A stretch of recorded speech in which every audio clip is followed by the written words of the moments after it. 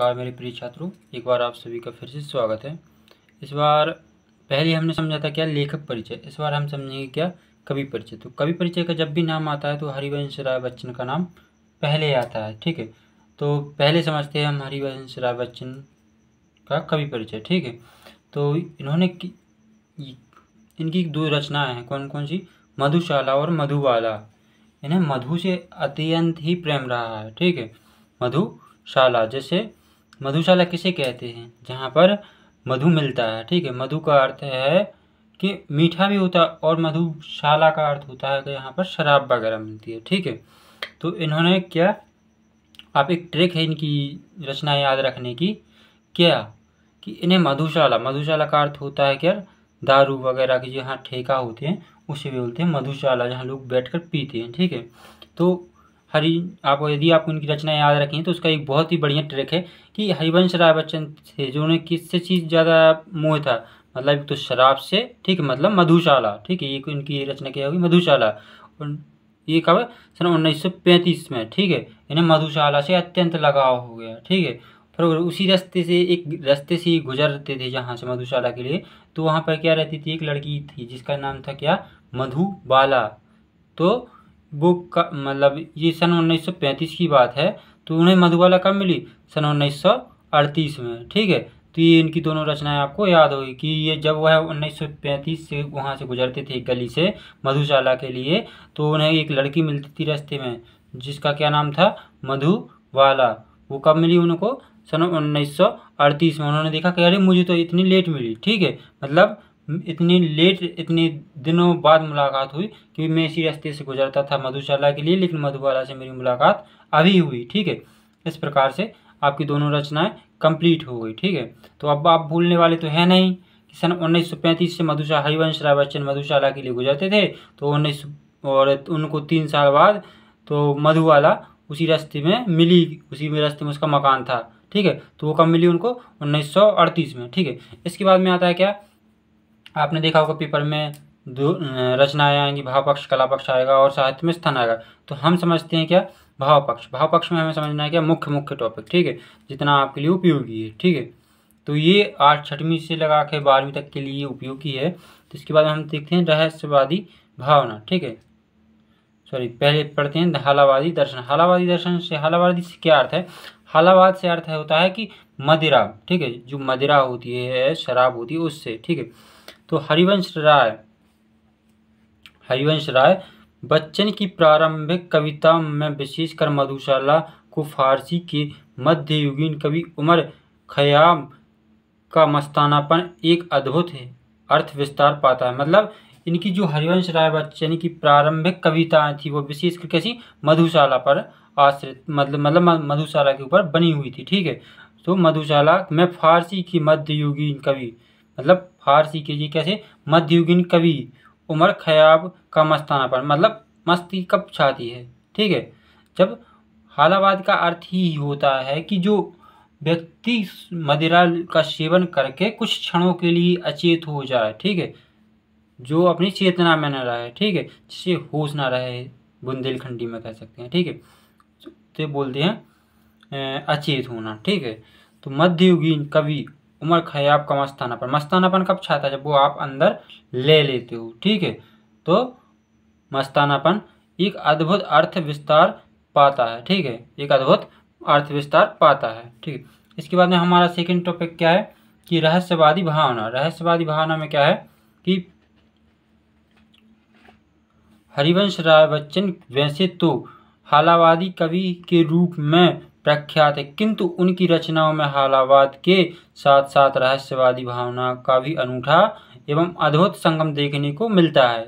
कैसा अद्भुत संगम देखने को मिलता है। हालावाद का अर्थ समझ रहे होती, मतलब ये मधुशाला जैसे जो आज के युग में जिन शब्दों का प्रयोग किया जाता है, मैं उन्हीं शब्दों का प्रयोग करता हूँ। जो शराब है, तो ये शराब के प्रति जो आप प्रशंसा करते हैं, बुराई करते हैं, तो उसके पक्ष में बोलने वाले व्यक्ति थे, ठीक है। मतलब जो व्यक्ति शराब वगैरह पीते हैं उनके लिए कविता वगैरह लिखते थे कि वो कैसे अचेत रहता है, कैसे कुछ समय के लिए अपनी चेतनाओं को भूल जाता है, कुछ अपनी चिंता को कैसे दूर कर लेता है, ठीक है, कुछ समय के लिए वो, लेकिन होती कैसी थी, क्षणिक रहती थी। उन्होंने अगर किसी ने शराब पी तो उसे कितने 2 4 6 घंटे नशा रहेगा, उतने समय के लिए वह कैसा अपने लिए हर चिंता से मुक्त हो जाता था। ठीक है, तो उसी सुख के बारे में इन्होंने, उसी शराब के बारे में इन्होंने कविता लिखी हुई थी। ठीक है, तो हरिवंश राय बच्चन वैसे तो हालावाद, ठीक है, अब हालावाद का अर्थ आपको समझ में आ गया होगा।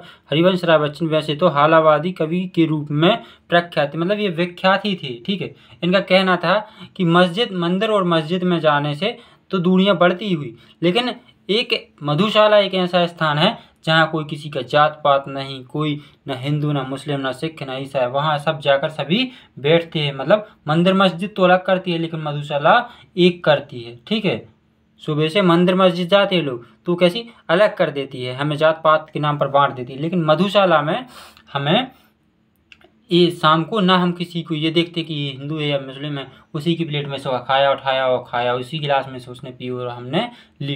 ठीक है, इस प्रकार से इनकी कुछ मतलब लिखे जो कविताएं थी उनका कुछ अर्थ निकलता है। ठीक है, तो प्रख्यात, किंतु उनकी रचनाओं में हालावाद के साथ साथ, उनकी रचनाएं थी जो हालावाद तो थी, उसके साथ साथ में कैसी रहस्यवादी भावना थी। रहस्य मतलब समझ रहे हो आप, रहस्य का मतलब क्या होता है कि जो हमें पता ना हो। ठीक है, रहस्यवादी भावना का अनूठा एवं अद्भुत संगम देखने को मिलता है। किस किस का, हालावादी का और रहस्यवादी का अनूठा संगम देखने को या अद्भुत संगम देखने को मिलता है। छायावादी कवि की तरह ही उनका रचनाओं, ठीक है, उनकी रचना छायावादी कवि की तरह ही उनकी रचनाओं में भी रहस्यवादी भावना की सुंदर अभिव्यक्ति हुई है। ठीक है, छायावादी रचनाएं थी जो छायावादी रचना के कवि होते थे जो, उनकी तरह ही रचनाओं में भी उनकी रहस्यवादी भावना की सुंदर अभिव्यक्ति रही, मतलब उन्होंने व्यक्त किया है। इसके बाद में अगला टॉपिक होगा हमारा क्या, प्रेम और सौंदर्य। ठीक है, तो देखते हैं, थोड़ी सी समझने की कोशिश कीजिए। ठीक है, थोड़ा सा कठिन हो सकता है किंतु असंभव नहीं है। ठीक है, और जो सरल चीज़ें तो सभी को समझ में आ जाती है, लेकिन जो कठिन चीज़ें होती है वो कुछ विशेष लोगों को ही समझ में आती है। ठीक है, और जो एक बार मत्थे चढ़ गई, मतलब कहते हैं एक बार समझ में आ गया तो जिंदगी भर नहीं भूलते। ठीक है, तो ऐसे ही याद रखिए कि उनकी अगली रचना में क्या थी, प्रेम और सौंदर्य। प्रेम और सौंदर्य, हालावाद के प्रतिनिधि कवि, ठीक है, हालावाद के प्रतिनिधि कवि हरिवंश राय बच्चन की रचनाओं में प्रेम और सौंदर्य का अनूठा संगम देखने को मिलता है। ठीक है, कैसा, हालावाद के प्रतिनिधि कवि, हालावाद के प्रतिनिधि का मतलब होता है हालावाद की रचना लिखने वाले कवि। ठीक है, तो हालावाद के प्रतिनिधि कवि हरिवंश राय बच्चन की रचनाओं में प्रेम और सौंदर्य का अनूठा संगम देखने को मिलता है। ठीक है, और इसके बाद में इन्होंने अपनी रचनाओं में प्रेम और मस्ती की एक नवधारा प्रवाहित की। कैसी की, प्रेम और मस्ती की एक नवधारा प्रवाहित की। इन्होंने प्रेम और सौंदर्य को जीवन का अभिन्न अंग बनाते हुए उसका सजीव चित्रण किया है। ठीक है, इन्होंने क्या किया है कि प्रेम और सौंदर्य को जीवन का अभिन्न अंग, मतलब एक अभिन्न अंग है। ठीक है, अंग मानते हुए उसका सजीव चित्रण किया है। ठीक है, तो इन हरिवंश राय बच्चन की जो हम भाव पक्ष में पढ़ रहे थे, हालावादी दर्शन, रहस्यवादी भावना, प्रेम और सौंदर्य में मतलब ये इनके मुख्य टॉपिक रहे हैं। ठीक है, और इसके बाद इनकी रचना में क्या रही कि सामाजिक चेतना, मतलब समाज को जागृत करने की चेतना रही। ठीक है, तो इनकी रचना में सामाजिक चेतना का भाव भी रहा। जैसे हरिवंश राय बच्चन सामाजिक चेतना के एक सुप्रसिद्ध कवि हैं, मतलब इन्होंने सोती हुई समाज को जगाया है। उनकी रचनाओं में प्रभावी सामाजिक चित्रण दृष्टिगोचर होता है, मतलब जो सामाजिक उनकी रचनाएं थी जो वो प्रभावी सामाजिक चित्रण गोचर होता है। ठीक है, साथ ही उनके काव्य में समाज की यथार्थ अभिव्यक्ति हुई है, मतलब जो उनके काव्य में समाज के जो समाज होते हैं जहाँ पर रीति रिवाज होते हैं तो उसकी यथार्थ अभिव्यक्ति मतलब व्यक्तता की है उन्होंने। जैसे उनकी रचनाओं में ज़्यादातर देखने को मिलता है कि जो पहले के लोग इंग्लिश में उसे कैप वगैरह बोलते हैं, जो पगड़ी होती थी, सोफा कहते हैं जिसे हम बुंदेलखंडी में। ठीक है, तो सोफा वगैरह बांधे रहते थे, हंसिया बखर हल वगैरह इनसे रिलेटेड है। ठीक है, तो ये कैसी इसीलिए कहा गया कि उनके काव्य में समाज की यथार्थ अभिव्यक्ति हुई है, मतलब उन्होंने अपनी रचनाओं में दर्शाया है, दिखाया है। ठीक है, इसके बाद में क्या आता है, भाव पक्ष के बाद में आता है कला पक्ष। तो कला पक्ष में क्या दो ही चीज़ें रहती है, क्या क्या, एक तो भाषा रहती है और दूसरी शैली रहती है। ठीक है, तो पहले समझते हैं भाषा। भाषा में क्या लिखना है आपको कि हरिवंश राय बच्चन की भाषा शुद्ध साहित्य खड़ी बोली होती है। ठीक है, कैसी है, हरिवंश राय बच्चन की भाषा शुद्ध साहित्य खड़ी बोली है। संस्कृत की तत्सम शब्दावली का आपकी रचनाओं में प्रचुरता से प्रयोग हुआ है। मतलब जो संस्कृत की तत्सम शब्दावली होती है, संस्कृत में एक तत्सम शब्दावली होती है, उसमें उसका आपकी रचना में, मतलब उन्होंने अपनी रचना में प्रचुरता से, मतलब छोटी मात्रा में प्रचुरता में प्रयोग हुआ है। ठीक है, प्रचुरता में प्रयोग हुआ मतलब छोटी मात्रा में प्रयोग हुआ है। साथ ही साथ तत्सम शब्दावली ऊर्द, तत्सम शब्दावली साथ ही साथ में उसके तत्सम शब्दावली उर्द, फारसी, अंग्रेजी इत्यादि, मतलब ये इतनी कविता इतनी भाषाओं का उन्होंने उपयोग किया है। ठीक है,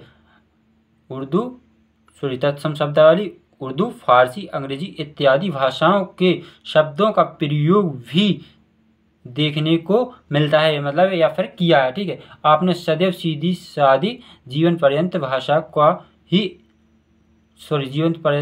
को ही अपनाया है। ठीक है, सीधी सादी जीवंत भाषा को ही अपनाया। तो भाषा लिखना तो आपसे बन जाएगा कि इन्होंने कैसी सीधी सादी इन्होंने शुद्ध साहित्य खड़ी हिंदी की बोली है। ठीक है, संस्कृत तत्सम शब्दावली की रचनाओं का प्रचुर मात्रा में उपयोग किया है। साथ ही साथ में तत्सम शब्दावली उर्दू, फारसी, अंग्रेजी इत्यादि भाषाओं के शब्दों का प्रयोग भी देखने को मिलता है। आपने सदैव सीधी सादी जीवंत भाषा को ही अपनाया है, मतलब ये आपको भाषा इस प्रकार से कुछ लिखनी है। ठीक है, तो मिनिमम कम से कम आपका जो हरिवंश राय बच्चन का कवि परिचय होगा वो कितना 100 से 125 शब्दों का या 150 शब्दों के 100 और 50 मतलब 150 शब्दों की समथिंग होना चाहिए। इसके बाद में हम समझते हैं शैली। ठीक है, तो शैली में क्या लिखना पड़ता है हमारे लिए कि कविवर हरिवंश राय बच्चन कौन थे, कवि थे। ठीक है, यह हरिवंश राय बच्चन है कौन, ये अमिताभ बच्चन के पिताश्री हैं। ठीक है, जो कवि थे। तो शैली में क्या लिखना है हमें कि कविवर हरिवंश राय बच्चन ने मुख्य प्रांजल, कैसी, कविवर हरिवंश राय बच्चन ने मुख्य प्रांजल शैली का प्रयोग किया है।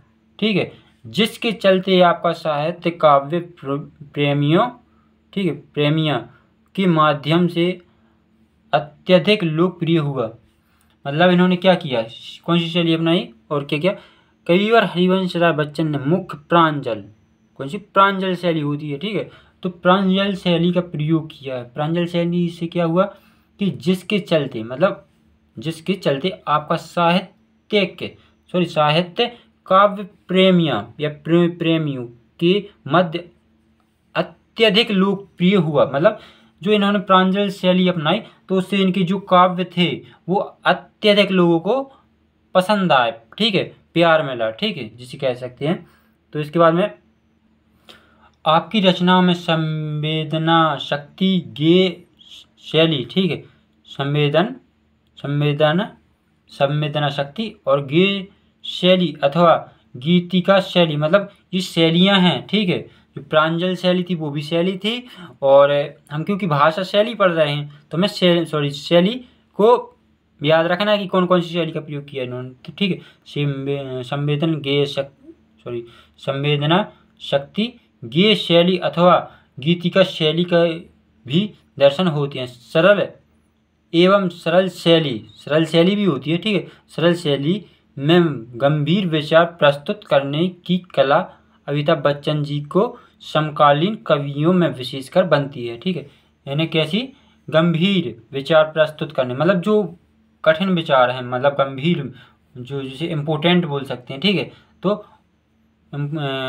प्रस्तुत करने की कला बच्चन जी को समकालीन कवियों में विशेष बनती है। ठीक है, तो ये हो गई आपकी शैली। ठीक है, शैली में आपको क्या करना है कि रचना में, जैसे आपको याद नहीं आती कि इन्होंने अपनी रचना में शैली कौन कौन सी प्रयोग की है, तो इनकी एक थोड़ी कोई रचना है, इनकी तो बहुत सी रचना है। तो आप कोई भी शैली लिख सकते हैं जिससे जो आपने कविता पढ़ी हो या फिर आपको थोड़ी बहुत याद हो तो उसमें कौन सी शैली का प्रयोग किया गया है, तो आप वे शैलियाँ इसमें 1-2 शैली या 2 या 3 शैली लिख सकते हैं, तो आपका ये भाषा शैली जो शैली थी वो कंप्लीट हो जाएगी। ठीक है, तो क्योंकि बहुत सारी रचना है तो उन्होंने बहुत सारी शैलियों का भी प्रयोग किया होगा। ठीक है, स्वाभाविक सी बात है। इसके बाद में हमें क्या समझना है, साहित्य में स्थान। तो साहित्य में स्थान लिखने की कुछ ट्रिक होती है। ठीक है, तो कैसे आपको समझना है, इसमें मैं क्या समझा रहा हूँ। ठीक है, तो कैसे लिख सकते हैं साहित्य में स्थान, इसमें से कौन से शब्द किसी अन्य कवि के साहित्य के स्थान में लिख सकते हैं। ठीक है, कुछ इसी प्रकार से मैंने किसी और कवि के साहित्य के स्थान में से कुछ इसमें लिए और कुछ है इनके लिए मिला के इसको एक सिस्टमेटिक तरीके से समझाया। ठीक है, समझाने की कोशिश की ताकि आप लोगों को समझ में आ सके। ठीक है, तो समझते साहित्य में स्थान। तो हरिवंश राय बच्चन का साहित्य में स्थान कैसा रहा, हालावाद। हालावाद देखो इन्होंने मधुशाला की से संबंध रिलेटेड या संबंधित